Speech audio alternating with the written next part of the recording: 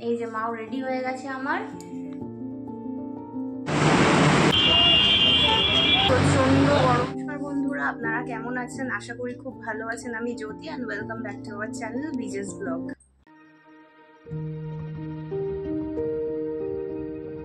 তো বন্ধুরা, এখন বাজে ঠিক 2:30 আর এখন আমরা হব রেডি, কারণ এক জায়গায় আমাদের যাওয়ার আছে। আর কোথায় সেটা আমাদের সঙ্গে থাকুন, জানতে পারবেন। আমরা এখন হয়ে গেছি রেডি, এই এখন আমি বেরোবো। এই যে মাও রেডি হয়ে গেছে আমার। তো বন্ধুরা, এই আমরা বেরিয়ে পড়লাম, রাস্তায় আছি, মেট্রোর দিকে যাচ্ছি।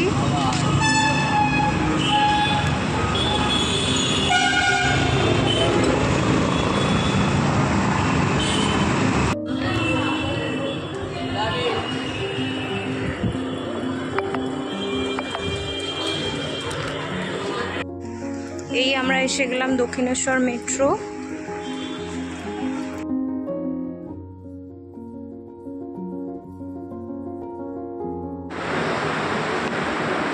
তো বন্ধুরাই এসে গেছি মেট্রো স্টেশনে।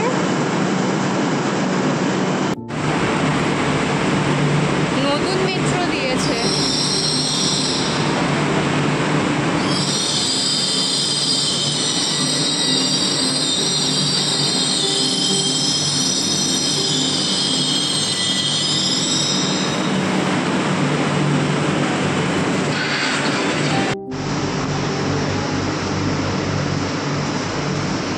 বন্ধুরা, আমরা উঠে গেছি এখন মেট্রোতে। বাইরে প্রচণ্ড গরম, প্রচণ্ড মানে প্রচণ্ড, পুরো যেন লু হচ্ছে।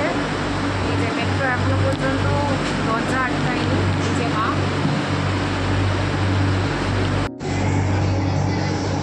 এখন বিকেলবেলাটার টাইম না, 3:30 না, 3:30 না, 4:30 মতো।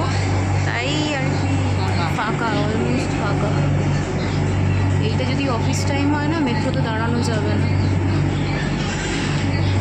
আর এটা নতুন মেট্রো, এই মেট্রোগুলো তোমার আধা ঘন্টা অন্তর দেয়। বাকি নর্মাল যে মেট্রো, এই মেট্রোগুলোই চলে। এই নেমে গেছি মেট্রো থেকে।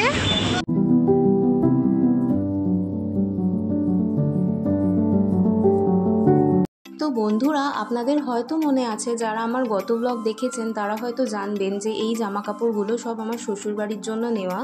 আমার মা নিয়েছে দুর্গাপুজো উপলক্ষে। সুতরাং এই জামা কাপড়গুলো নিয়েই আমি আজকে আমার মায়ের সাথে আমার শ্বশুরবাড়ি যাচ্ছি তাদেরকে দিতে। কিন্তু আমি কেন তাদের রিয়াকশনটা দেখাচ্ছি না? আর প্রথম বছর দুই ফ্যামিলি একে অপরকে দেবে পুজোতে। সুতরাং আমি কেন দেখালাম না, আর কেন বা এই ব্লগটা দেখালাম এইখানে, সেটা আমি একটু পরেই আপনাদের জানিয়ে দেবো। যাতে আপনাদের বুঝতে অসুবিধা না হয়, সেই জন্য এইটুকু জায়গা আমি আপনাদের আবার দেখিয়ে দিলাম। বন্ধুরা, আমরা এসে গেলাম বাড়ি। আপনারা হয়তো ভাবছেন যে আমি ওখানে গেলাম, গিফট দিলাম, সেগুলো কেন তুলিনি। অ্যাকচুয়ালি মানে কিরম বলবো, আমি ধরুন কাউকে একটা গিফট দিচ্ছি, সেটা যদি ধরুন আমি অনেক পুরনো ইউটিউবার হই বা মিলিয়নসে সাবস্ক্রাইবার হয় বা আমার ফ্যামিলির লোক দেখে দেখে ধরুন যদি অভ্যস্ত হয়, ব্যাপারটা অন্য। এবার যেহেতু হুট করে আমি যদি বলি যে ভিডিও করছি, তোমরা একে অপরকে মানে মানে মাকে যদি বলি যে তুমি প্রেজেন্ট দাও, আর আমার শাশুড়ি মায়ের রিয়াকশান দেখবো কিরকম, জীবনে রিয়াকশান দেবে না।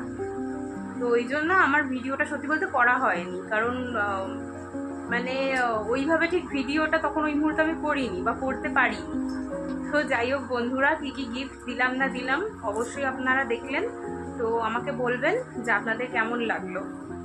এখন বাজে 8:30, একটু পরে বিশাল আসবে, এসে ও আমাকে নিয়ে যাবে। আর সাথে সাথে ধরুন গোপাল, তারপরে যে মাছগুলো আমরা এনেছিলাম কন্টেনারে করে, তারপরে কিছু জামা কাপড়, যা জামা আমার জন্য গোপালের জন্য কিনেছিল, তো সবই আমি নিয়ে যাব। বন্ধুরা, আমরা এখন এসে গেছি ফ্ল্যাটে। আবার আগের মতোই সব, কি বলি আর।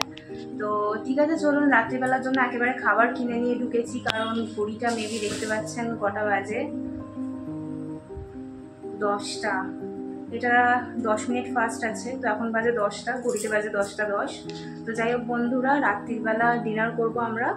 ডিনার করে একটু হালকা স্কিন কেয়ার করবো। স্বাভাবিক বাপের বাড়ি গেলে তো ছুটি থাকে কাজ বাজের, তো স্বাভাবিক অনেকটাই আরাম পাই। আমি 4 দিন কাটিয়ে এলাম, সেখানে আবার এসে আবার সবকিছু গুছাও, সবকিছু করো, মানে আবার শুরু হয়ে গেল আগের লাইফ। কিন্তু হ্যাঁ, আপনাদের সাথে একটা কথা আমি শেয়ার করতে চাইবো, ও কিন্তু আমার হাতে হাতে মাঝে মধ্যে করে দেয়, একদম যে কিছু করে দেয় না তা না, যার ফলে একটু আমার রেহাই এই আর কি। তো যাই হোক বন্ধুরা, রাত্রিবেলা কিনে এনেছিলাম বিরিয়ানি, অনেকগুলো দোকান ঘুরে ঘুরে বিরিয়ানি এনেছি, কারণ তোমরা তো ঘুরি দেখলে প্রায় 10টা বেজেই গেছিলো আমাদের, তো অনেক দোকান তো শেষ হয়ে গেছিলো। ফাইনালি ঘুরে ঘুরে একটা দোকানে আমরা পেয়েছিলাম, তো নিয়ে চলে এলাম mutton biryani, egg biryani, chicken চাপ।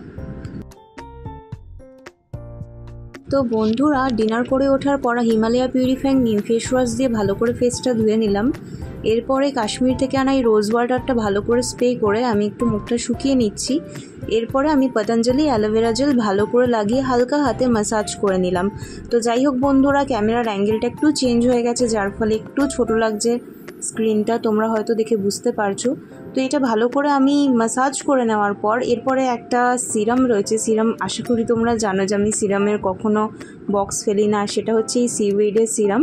তো এইটা অ্যাকচুয়ালি মাস্কটা আমার ইউজ হয়ে গেছে, তো বাকি যে সিরামটা ছিল এই সিরামটাই আমি লাগিয়ে নিচ্ছি। এই সিউইডের সিরামটা সিরিয়াসলি খুব ভালো, আমাকে খুব স্যুট করেছে। আর সবথেকে বড় কথা, স্কিন মানে একদম ময়েশ্চার লক রাখে আর চিপচিপটা খুব একটা হয় না। তো যাই হোক, এটা ভালো করে আমি লাগিয়ে নিচ্ছি, তার সাথে আমার গলায় ঘাড়েও ভালো করে একটু ম্যাসাজ করে নিচ্ছি হালকা হাতে ম্যাসাজ করে নেওয়ার পর এরপরে আমার ফেভারিট লিপ বাম, যেটা বায়োটিকের লিপ বাম, সেটা আমি এখন লাগিয়ে নিচ্ছি।